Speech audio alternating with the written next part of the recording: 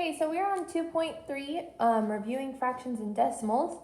So our I can statement for today is I can multiply and divide rational numbers. Remember, rational numbers is just fancy for numbers that can be written as a fraction. So that includes decimals and fractions. When we multiply fractions, we multiply the numerator, which is the number on top, by the other numerator, so the other number on top,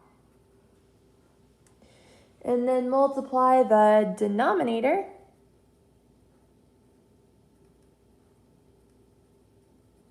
by the denominator.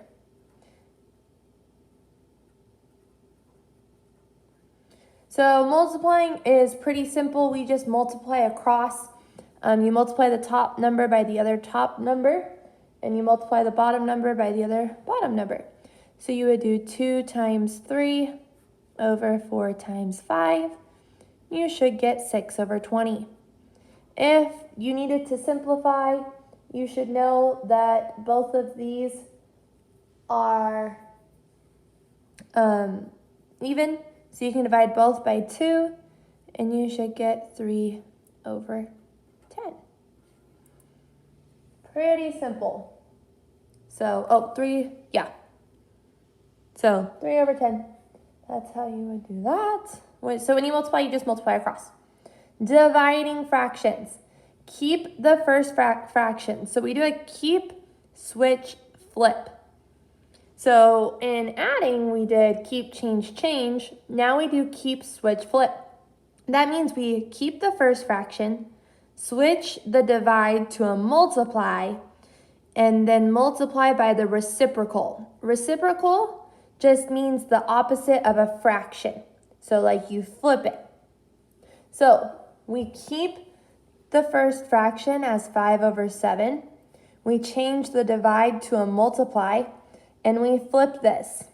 So we do the reciprocal. So it would be 8 over 6. Then you just multiply across. 5 times 8 is 40. 7 times 6 is 42. Those are both even again, so we can divide by 2 again. And we would get 20 over 22. Divide by 2 again, and get 10 over 11. That's only if you have to simplify. You don't always have to. You would just get this answer if you did not simplify. This is going to go over how to reduce our fractions, or simplify is what I was saying is simplifying.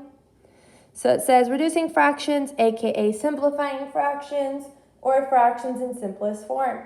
Whenever you have a fraction answer, you must reduce the fraction. So it should tell you on the problem if you need to simplify or not, but most of the time we do assume that you do have to simplify. So to reduce a fraction, divide the numerator and denominator by the same number. And typically we want this to be the GCF, which is the greatest common factor. But you can also think about ways like how I did this. I divided both of these by 2 because I knew they were both even. Here I had to do it 2 times because I didn't do by the greatest common factor. If I wanted to reduce 18 over 27, I should know that both of those can be divided by 9. So do both of them divided by 9 to simplify.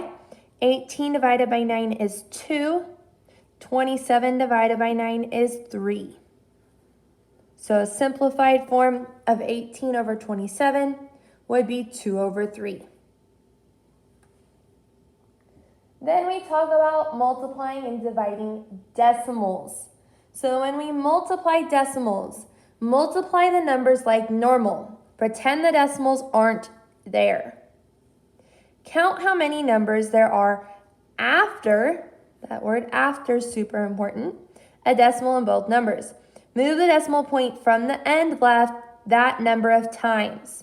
So it's talking about the numbers that are after the decimal in both numbers. So let's go ahead and do this one.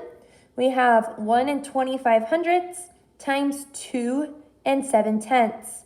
So I have 1, 2, 3 numbers after the decimal. So that means once I multiply, I'm going to start from the left and move my decimal 3 times. So I'm going to go ahead and set it up and multiply. 125 times 27. I'm not even going to put the decimals in there because I don't need them right now. I know that I'll just move it 3 places after. So I do it. Set 5 times 7 is 35. Carry the 3. 7 times 2 is 14. Plus 7, carry the 1. 7 times 1 is 7. Plus 1 is 8. Hold your place with a 0 because we have a second number. 2 times 5 is 10. 0, carry the 1. 2 times 2 is 4, with the 1 is 5. And 2 times 1 is 2. So we should get 5, 7, 3, 1, 3. So we have 3, 3, 7, 5. We then have to move the decimal 3 times from the left. It should be from the right, not the left. Move the decimal point from the end left, the number. So you start from the end and you move to the left. Sorry, that's my bad. So you start from the end. So start from the right and move left. So you would move from the end left 1, 2, 3. And you should get 3.375.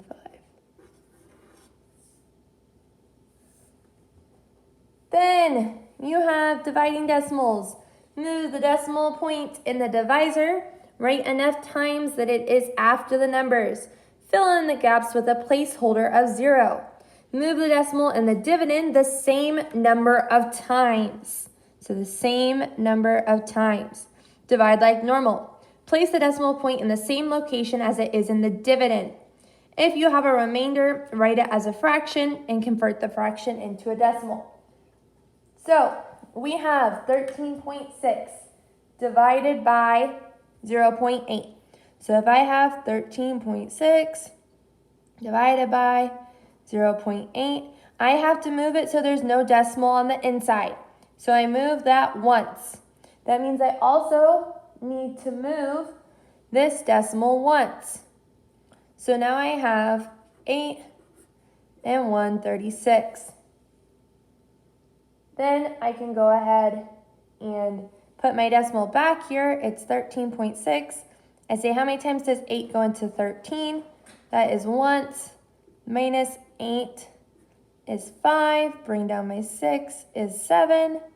So I get 1.7.